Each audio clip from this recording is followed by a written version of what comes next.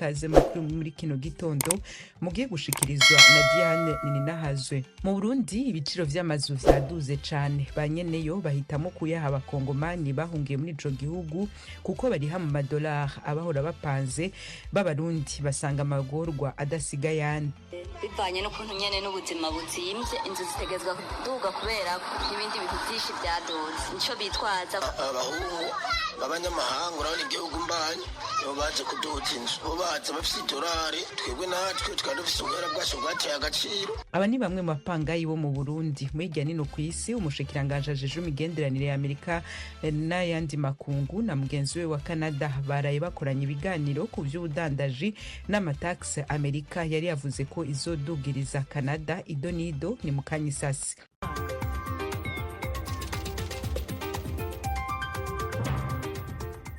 Nongere ndabahe ikaze nshuti bakunzi b'ijwi rya Amerika. Makuru turahera muri Republika Demokarasi ya Kongo. Joseph Kabila yahoze ari president w'ico gihugu yaraye atanguje ibiganiro n'abanyepolitiki batavuga rumwe na leta ya Kongo. Ni ibiganiro vyashimikiye kuri kazoza ka politiki ya Kongo. Ibindi kuri no nkuru na Fidel Niyongabo. Ivyo biganiro birimwo n'abari mu mashirahamwe aserukira inyungu z'abanyagihugu. Perezida wa Kongo Felix Tshisekedi na Joseph Kabila yahoze ayoboye ico gihugu barigeze gupfundika amasezerano yo gusangira ubutegetsi inyuma y'amatora yabayemwo amatati mu mwaka wa 2018. Yamara Tshisekedi yagiye aragabanya inguvu za politike z'uwo yasubiriye mu kumwagiriza ko yabaye intambamyi ku migambi yiwe yo guhindura ibintu mu gihugu. Imigenderanire hagati y'abo bategetsi babiri yaratosekaye ku buryo mu gihe umugwi M23 ariko uteruja mu gisagara ca Bukavu kigira kabiri mu bunini mu buseruko bwa Kongo mu kwezi guheze, Tshisekedi yabwiye abari mu nama yerekeye umutekano yari kibera mu gisagara ca Munich mu Budagi ko Kabila yafashije abagwanya ubutegetsi. Joseph Kabila ntaco yatangaje ku mugaragaro ku bijanye n'uruhagarara ruri mu buseruko bw'igihugu canke ngo yishure ku birego vya Tshisekedi. Gushika shira habona urwandiko mu kinyamakuru co muri Afrika y'Epfo ku itariki 23 y'ukwezi kwa kabiri k'uyu mwaka. Muri urwo rwandiko Kabila yagirije Tshisekedi ko yarenze kubibwirizwa shingiro ariko aho nyanga agateka ka muntu kandi ajana igihugu mu ntambara. Fidel Niyongabo urakoze. Tugume ku mugabane wa Afrika. Ubu tuja muri Sudani y'Epfo aho ubutegetsi bwa gisirikare muri ico gihugu bwaraye butaye muri yompi umushikiranganje ajejwe amahoro Stefan Palkoulo yatawe muri yompi avanywe mu biro vyiwe ejo ni Mukankusi. Gufata abo bantu bije bikurikira imirwano ikaze yabaye mu byumweru bishize mu mujyi wa Nasir ufite igihugu akamaro kanini uherereye mu majyaruguru y'igihugu, ahabaye ubushyamirane hagati y'ingabo z'igihugu n'abarwanyi b'abazungu bari mu mutwe wiganjemo abarwanyi b'Abanuer bo mu bwoko bw'amashare. Ingabo z'abazungu zarwanye ku ruhande rw'ingabo z'amashare mu ntambara y'abenegihugu ya 2013 kugeza 2018 yabashyamiranije n'ingabo z'abadinka ziganjemo abambari ba Perezida Salva Kiir. Kuri wa gatatu, Minisitiri w'itangazamakuru Michael Makuei yashinje ingabo zishyigikiye mashare kuba zarafatanyije n'ingabo z'abazungu ndetse no kugaba igitero ku birindiro bya gisirikare hafi y'umujyi wa Nasir mu ntangiriro z'iki cyumweru. Minisitiri w'itangazamakuru ntiyitabye telefone ku bijyanye n'itabwa muri yombi rya minisitiri ushinzwe amahoro wari mu banyapolitiki bagize uruhare mu biganiro byaje kugera ku isinywa ry'amasezerano y'amahoro yo muri 2018 yahagaritse intambara y'abenegihugu. Mu ntangiriro z'iki cyumweru, Vice Perezida yatangaje ifatwa rya minisitiri ushinzwe peteroli Puot Kang Chol ukomoka mu mujyi wa Nasir n'umuyobozi wungirije w'ingabo Gabriel Duplam ndetse n'abandi bayobozi bakuru mu gisirikari bifatanyije na Riek Machar. Ijwi rya Amerika Washington DC mu Kirundi no mu Kinyarwanda. Amakuru yacu tuyandaniriza muri Amerika. Umushikiranganje ajejwe imigenderanire ya Amerika n'ayandi makungu yarayadugije idarapo mu muhango kwerekana ko Amerika ifise ishaka ryo kugarukana abanyagihugu bayo bapfungiye mu mahanga canke bagizwe imbohe. Ejo ni Mukankusi. Intumwa idasanzwe ya Perezida Donald Trump ko bagizwe ingwate Adam Boehler yagize ati, politiki yacu yibanze 100% mu gusubiza abantu mu ngo zabo. Uyu muyobozi wirinze kugira ibindi bisobanuro atanga yongeyeho ati, muzabona amatangazo mu minsi iri imbere. Umuvugizi wa Minisiteri y'Ububanyi n'Amahanga yabwiye Ijwi rya Amerika ati, Perezida Trump yiyemeje kugeza mu ngo zabo abanyamerika bose bafashwe bugwate cyangwa bafungiwe amaherere mu mahanga. Ati, aba barimo abanyamerika n'abandi bose Hamas yafashe bugwate kugeza n'ubu ikaba ikibafite muri Gaza. Uyu muvugizi yongeyeho ati, imbaraga zo kubazana mu rugo zirakomeje kandi ni igikorwa cyo kwitondera. nta nama dufite gutangaza cyangwa ngo tuzisomere amatangazo muri aka kanya. Ku itariki ya 9 y'ukwezi kwa gatatu, imyaka 18 zabishize kuva Robert Levinson wahoze ari umukozi w'ibiro bya Amerika bishinzwe iperereza FBI ashimutiwe muri Iran. Mu guhamya ubwitange bwa Amerika, Kongere yose ibishyigikiye, hashyizweho ibendera riranga abagizwe ingwate n'abafunzwe nta kosa bafite mu gika cy'itegeko rijyanye no kurinda igihugu ry'umwaka wa 2024.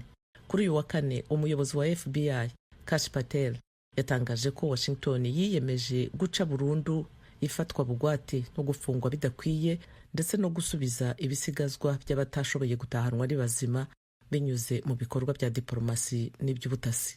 Uyu muhango ubaye umunsi umwe nyuma y'uko Perezida Trump yakiriye kuri perezidansi ya Amerika abari bagizwe ingwate 8 bari bafunzwe n'umutwe wa Hamas Amerika yashyize ku rutonde rw'ikoresha iterabwoba. Ijwi rya Amerika Washington DC mu Kirundi no mu Kinyarwanda, makuru yacu hirya nino aracabandanya.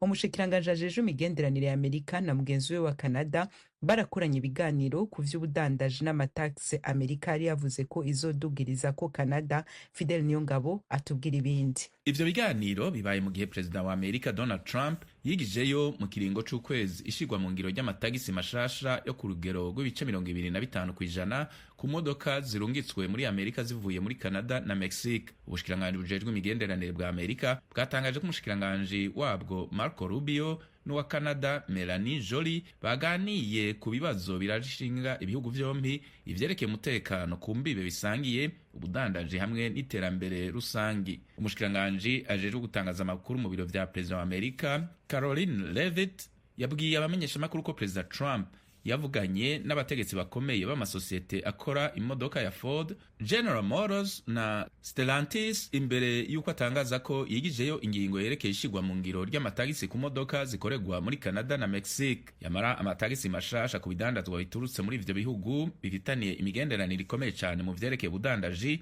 azobandanya gushigwa mu ngiro ku bindi bidandazwa. Umushikiranganje ajeje gutangaza amakuru mu biro kwa President yavuze kandi ko Trump yiteguriye kuganira ku vyerekeye ibindi bidandazwa bishobora gukugwa ko amatagisi mashasha. Ese nawe ujya utekerezaho wakura muganga gakondo utanga ubuvuzi bw'umwimerere bushingiye ku bimera? Nta mpamvu yo guhangayika, igisubizo cyabonetse. Habonetse muganga gakondo utanga ubuvuzi bw'umwimerere ku ngo zabaswe n'amakimbirane zikongera kubana neza nkaho nta cyabaye. Ku bagore n'abakobwa bajya mu mihango iva ntikame, namwe mwashyizwe igorora. Akarusho kandi kubabaswe n'ibiyobyabwenge bifuza kubireka, muganga gakondo abafasha gutandukana n'ibyo binyagwa, ubuzima bwanyu bukongera kugenda neza. Si ibyo gusa, kuko muganga gakondo avura amarozi y'ubwoko bwose, ibitegano, ibigaburano, ibihuhirano, nyabingi ndetse n'ibindi. Ibyo byose akabivura yifashishije ibimera ku ndwara nk'umwijima, amibe, rubagimpande, igifu, impyiko ndetse n'izindi. Twabazaniye umuti ubafasha gutandukana n'izi ndwara. Kuba ari imahanga namwe nta mpamvu yo kwibaza uko imiti iraza kubageraho, kuko dukora na DHL tukabagezaho imiti aho waba uri hose. Ku bindi bisobanuro vugana na muganga gakondo cyangwa se umwandikire kuri nimero ya telefone ikurikira 0788939292. Erega amagara nicyo gishoro ufite gikomeye di, ita ku magara yawe hatutayatakaza. Ayo mu karere k'ibiyaga binini vya Afrika tuyahera mu Burundi ahavugwa iduzwa ry'ibiciro vyo kupanga amazu. Abemeza ko ibiciro vyabaye ndanse bavuga ko biriko biterwa n'ubwinshi bw'abakongomani bahunze intambara bariho amafaranga menshi gusumba, gutyo banyene amazu bagasohora abari bayarimwo b'abarundi kuko bavuga ko bariho make kuri bo. Thierry Ndayishimiye Kigali mu Rwanda atubwira ibindi kuri no nkuru. Irazimbye n'amahera menshi, nk'ubu ufise nk'agatahe nka gatoya ukaca upanga nk'inzu y'ibihumbi 150. Bamwe amatate yo mu rupange isize n'ubupanze, nkana yuko amahera yabuze nabatse badukuza amabeye, kandi uwayubatse inzu yiwe ategetswa kuduza ibe. Abo ni bamwe mu banyagihugu baba mu ntara zitandukanye z'u Burundi basanzwe baba mu mazu yo gupangisha, bavuga ko babangamiwe n'ubuzima barimwo busanzwe bubagoye bw'ubukene, hakiyongera ko n'iduga ry'ibiciro by'inzu bapanze. Aba ni bamwe mu baganiriye n'abakunzi b'Ijwi rya Amerika. Bivanye n'ukuntu nyene n'ubuzima buzimvye, inzu zitegezwa kuduga kubera ibindi bintu byinshi byadoze, nico bitwaza kugira badoze inzu. Amabeye, kandi uwayubatse inzu yiwe ategetswa kuduza ibe. Agashaka ibyo ko najya gupanga nyene kiragoye kubera ubu nyene birazimbye n'amahera menshi. Ubu bashinze nk'ibiciro byo gupangisha byogenda neza. Uyu mukenyezi asanzwe adandaza ibintu bibayabaye akaba atunze umuryango w'abantu 5 avuga ko ibyo bisumamwo muri kino gihe bitakibasha kubarihira inzu babamwo. Nk'agatahe nka gatoya ukaca upanga nk'inzu y'ibihumbi 150, hari igihe usanga ya mahera utari kurayakuramwo ugasanga nyene urabona n'icyo ugaburira umuryango. Bisaba nyene ko ibintu nyene byozimbuka. Kuri ico kibazo c'amazu yo gupangisha aduza ibiciro, abo banyagihugu bavuga ko ubuhoho byayangaye bitewe n'impunzi z'abanyekongo zahungiye ku bwinshi mu gihugu c'u Burundi. Aha bagasigura ko hari bamwe muri abo bahunze bafise amafaranga y'agaciro mva makungu y'amadolari baca baja kurondera amazu babamwo bakariha ku buryo bworoshe. Aha rero ni abo banyagihugu bavuganye n'abakunzi b'Ijwi ry'Amerika basigura ko muri kino gihe basorwa mu mazu mu gihe badashoboye kuriha igiciro baba babwiwe n'ubakodesheje bagasohokamwo. Biratuma batwirukana kugira ngo bazana abandi bashasha baca babaka amahera menshi igiciro kirenze. Ikibazo urabona abahungu b'abanyamahanga urabona igihugu mbanyi nibo baje kuduza inzu, bo baza bafise idolari, twebwe natwe twari dufise ubuhera bwacu bwateye agaciro. Ariko kandi naho biruko hari bamwe muri abo banyagihugu twaganiriye bagaruka bakavuga ko banyene amazu nabo batarira busema mu kuduza amazu yabo kuko ubuzima muri kino gihe bwazimbye ndetse n'amakuru akaduzwa cane. Sinohotera bene inzu nabo baziduza nabo nyene sibo, ibintu byose biba nabi kuko igihugu gitewe n'ubukene gitewe n'inzara nayo mazu bene yo sibo nayo mera nabo bayaronka bayagurike. Abo banyagihugu bakotesha amazu mu Burundi bavuga ko ingaruka mbi ari nyinshi muri kino gihe kuko ibiciro byongerekana cane ariko aho bakura hakabandanya habura. Bagasaba ko botuma baronswe igitoro ibikorwa bikabandanya uko byahoze kuko bituma n'abadafise akazi bakaronka. Kuri iki kibazo umwe mu bashinga amateka yavuganye n'abakunzi bacu yatowe n'abene gihugu avuga ko leta yari ikwiye gushiraho ibiciro ntarengwa ku mazu yo gukodesha kugira ngo hatagira bikikamukiza mu gufatira kugakana n'abapanga amazu. Igabanya umuntu biri kubafasha abanyagihugu yuko bashobora nabo koroherwa hageze kwaza gupanga amazu. Ivyo kubona mugani zoba ingingo zibanze kugira ngo zibe zirafasha abanyagihugu no kwita bato canke bafite uburyo buhayabaye baramukorera batanga. Hama bonye bakumbura icyumvira yuko rero n'iryo bwizwa ryoboneka riba nk'umufatiro abapangisha canke abashima itaye mu byo kubaka bo kwisunga kugira ngo uza gupanga yoroherwe.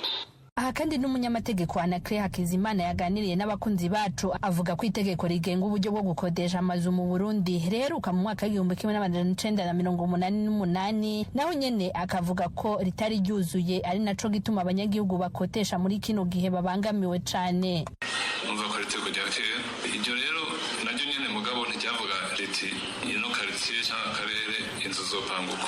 Igikenewe rero harakwiye nk'itegeko rigerageza kugira icyo bita regulation y'ibiciro byo gupanga. Kuri mikoro z'abakunzi bacu ubushikiranganje bujeje intwaro yo hagati mu gihugu ubwishura ku kibazo c'iduga ry'amazu muri iyi misi mu Burundi buvuga ko bene amazu borekeraho gusohora abari babapangiye bitwaje ababaha amafaranga y'agaciro kuko uzobifatirwa maze ubihanirwa. Uyu ni Petero Nkurikiye umuvugizi w'ubwo bushikiranganje. Ibiciro vy'amazu bivana n'abayo bariko barayarondera kandi nabo bariko baraca bazipangisha kuri menshi kubera barihenda cyane bajya barashaka ko bahunganya amafaranga mugabo n'uwo bareka uretse ko batazobareka kuko amasako azobandanya azokomeza ariko n'uwo bareka bisha bibanayirahurira ajya amafaranga acahera mu mwanya mutoyi rero nibaza yuko uri umuntu abona kure ntiyoshobora kubikora gutyo kuko baje bakazomusangayo bagasanga ntari mu nzira y'amategeko bazicamukurayo wamaze kuyikuramo wawundi yarasanzwe ayirimo. Ku bijanye n'itegeko ryoshirwaho rigenga uburyo bukurikije amategeko bwo gupangisha amazu yo kubamwo no kutaduza uko bishakiye mu makaritiye atandukanye ubushikiranganje naco burabivuga ko gusa baba bashinga amateka ndetse n'abanyamategeko basaba ko buri karitiye yoshirwaho amafaranga ntarengwa yo gukodesha bagendeye uko inzu ingana n'uko isa ndetse n'ahiri. Thierry Vendayishimiye, Ijwi ry'Amerika, Kigali. Iyi ni radiyo Ijwi ry'Amerika yumvikanira i Washington DC.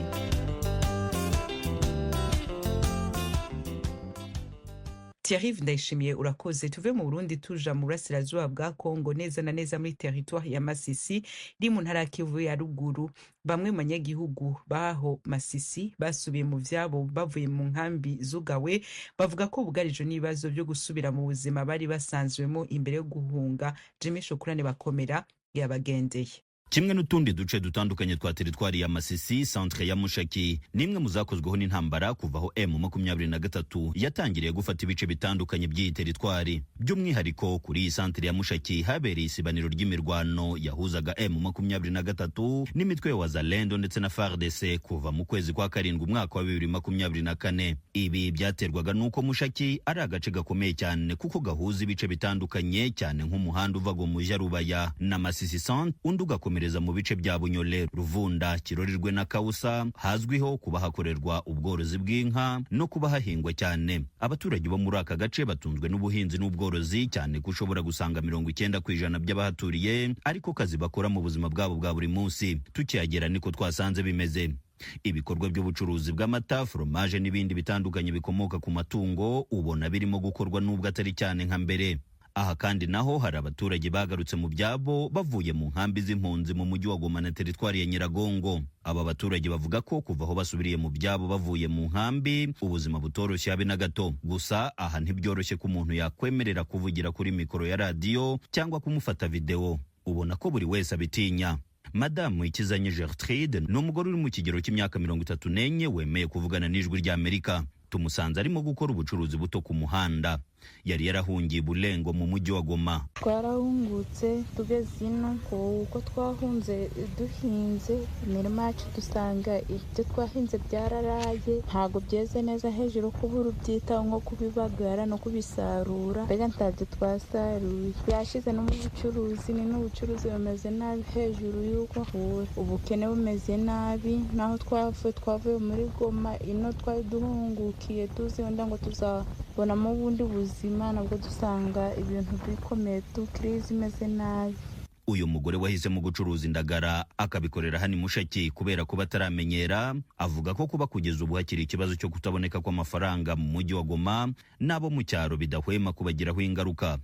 Amabanki wenda agafungure ntihabaho circulation y'amakuta wenda niho tuzabona ubuzima bwiza wenda n'ubucuruzi bwacu bukagira inyungu. Noho ndi gucuruza indagara, amatomate ariko haba igihe ntashe nta nubwo ngurishije hejuru yo kubura n'abakiriya hejuru y'amakuta gadahari. Abantu bose muri Mushaki nta makuta ahari. Mu gihe kirenga umwaka bamwe muri aba baturage barahungiye mu mujyi wa Goma. Hari abavuga ko batahutse bagasanga ibyabo byarangiritse. Urugero ni Madamu Emerance Gasana nawe wari warahungiye Rusayo muri teritwari ya Nyiragongo. Yabanje kutubwira uko yakiriwe.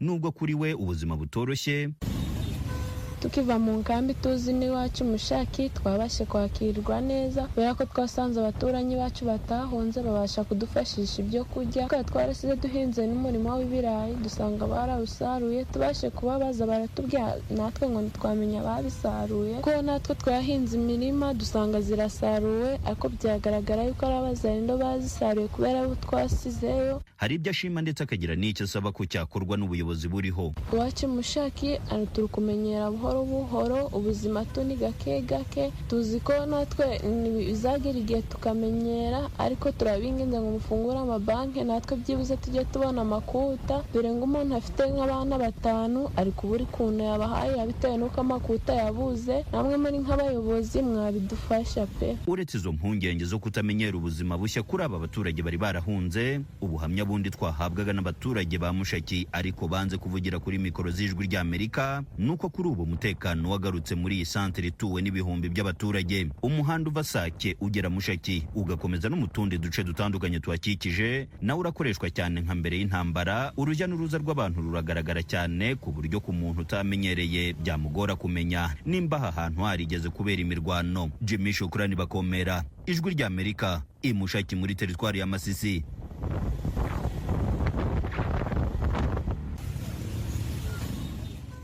Ijwi rya Amerika makuru yacu tuyabandanirize mu gisata c'amagara y'abantu. Ishami rya ONU ryita amagara y'abantu ku isi OMS mu mpfunyapfunyo ritangaza ko amategeko abuza abantu kunywa itabi bari mu mazu no mu bibanza bihuriramwo abantu benshi amaze gukingira abanyagihugu barenga igice ca 4 c'ababa ku isi kuva igihe hashigwaho ibindi kuri no nkuru na Frederic Nkundikije. OMS ivuga kandi ko iyo ngingo yatumye ubuzima bw'abantu baharurwa mu miliyoni bukingirwa impfu ziva ku myotsi y'abanywa itabi ababegereye bashobora guhema. Kuva habaye amasezerano abuza abantu kunywera itabi muri ivyo bibanza, abantu imiliyaridi 5.6 barakingiwe n'ayo mategeko. Izo ngingo zabaye uburyo bwa mbere bwo kugabanya abanywi bitabi no kugarukira ubuzima bw'abanyagihugu imiliyoni ku isi hose. Umuyobozi wa OMS Tedros Ghebreyesus mu ndwi zibiri ziheze yavuze ko abanywi bitabi bagabanutse cyane ku isi hose. 20 years ago today on the 27th of February. Harahize imyaka 20 izo ngingo zifashwe, zabaye ingingo z'akataraboneka mu mategeko mpuzamakungu, zashizwe mu ngiro n'ibihugu 183 birimwo ibice 90 by'abanyagihugu bo ku isi hose. Kuba zitanguye gushigwa mu ngiro, ibiharuro byatojwe vyerekana ko igitigiri c'abakiri bato banywa itabi cagabanutse cyane ku isi hose. Ivyo biharuro vyerekana ko abanyagihugu imiliyoni 118 bahevye kunywa itabi ugereranije no mu myaka 20 irangiye. Ivyigwa vyatohojwe vyerekana ko kurima itabi bigabanya amasoko ngenderwa ko y'ubuzima arimwo amatongo ashobora kurimamwo ibindi bifungurwa bikenewe mu buzima bw'abanyagihugu. OMS ivuga ko ibihugu birenga 66 bimaze gufata ingingo ziririza gushimagiza no kuvuga neza itabi mu maradiyo no ku mateleviziyo. Umuyobozi wa OMS Tedros avuga ko itabi rimaze kwica abantu isinzi kuko ritera ingwara zikomeye zirimo umutima hamwe na kanseri. We have come a long way in the fight against tobacco. Bavuye kure mu rugamba turimwo ko kurwanya itabi, yamara n'ubu inzira iracari ndende. Itabi gushika ubu rirabandanya kwica abantu imiliyoni n'imiliyoni kila mwaka. Nico kintu ca mbere gihitana ubuzima bw'abantu benshi kandi gishobora kwirindwa. Turateye akamo ibihugu byose kabisa gutera ivyatsi uburyo n'ugwenge bikoreshwa n'amashirahamwe ahingura itabi kugira bandanye kuronka abanywa itabi benshi. Turateye akamo ibihugu byose bibandanya gukomeza ingingo zo kugabanya abanywa itabi zapfunditswe. OMS ivuga ko amashirahamwe ahingura itabi abandanya guhonyanga no gushaka gukora ibintu biteko biri n'ingingo zafashwe zo gukingira ubuzima bw'abanyagihugu. Ivuga kandi ko amashirahamwe ahingura itabi abandanya gushuka abakiri bato no kurondera abayafasha kurwanya ingingo zafashwe. Adriana Blanco, umutegetsi wo mw'ishirahamwe ya OMS ajejwe gushira mu ngiro no kubahiriza ingingo zafashwe kubijanye n'itabi, yagize ati: muri iki gihe turiko turahimbaza imyaka 20 iheze izo ngingo zitanguye gushigwa mu ngiro, biraboneka ko zagize uruhara rukomeye mu kugarukira ubuzima bw'abantu baharurwa mu miliyoni n'imiliyoni, kandi zagize n'ingaruka nziza ku bihugu vyakoze ibishoboka byose kugira ngo izo ngingo n'amasezerano ku vyerekeye itabi bifatwe. Ayo masezerano yo kurwanya amabi aterwa no kurwanya itabi yaratumye haboneka amategeko atuza utwigoro tw'amahinguriro akora itabi akoresha miliyoni n'imiliyoni y'amadolari mu isekeza ryayo ryo gukundisha abantu itabi. Tukivuga ku vyo kubungabunga amagara y'abantu, OMS itangaza ko indwara ya endometriosis irembeje abagore miliyoni 190 bari mu myaka yo kwibaruka. Iyi ndwara ishobora gutangurana n'imihango ya mbere y'umukobwa ikazorinda igera mu myaka yo guca imvyaro akigwara. Inkuru y'Ijwi ry'Amerika murayisomerwa na Temistocle Mutijima i Kigali mu Rwanda. Mu myaka 20 ishize, Sharon Kechi Adu nibwo yabonye imihango ye ya mbere afite imyaka 15. Kuva ubwo buri kwezi uko imihango yije araribwa bikabije cyane ku buryo ajya no mu bitaro. Mama umbyara by'umwihariko ntiyabifashe nk'ikintu gikomeye ku buryo nagiye nkomeza kubyitaho ngeze muri kaminuza, kuko hari igihe ugera ukibaza uti kuko ari njyewe bibaho.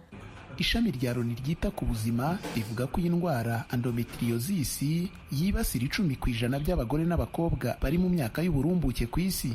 Itera kuribwa cyane mu kiziba cy'inda ndetse no mu mayasha, kandi ishobora kongera ibyago by'ubugumba kugera ku ijanisha rya 50% mu bagore. Nubwo iteje ako kaga, ibura ry'imibare ya nyayo y'uko ihagaze muri Afurika yo munsi y'ubutayu bwa Sahara ryatumye isuzumwa ryayo riri ku rwego rwo hasi ugereranyije n'uko bihagaze mu Burayi no muri Amerika.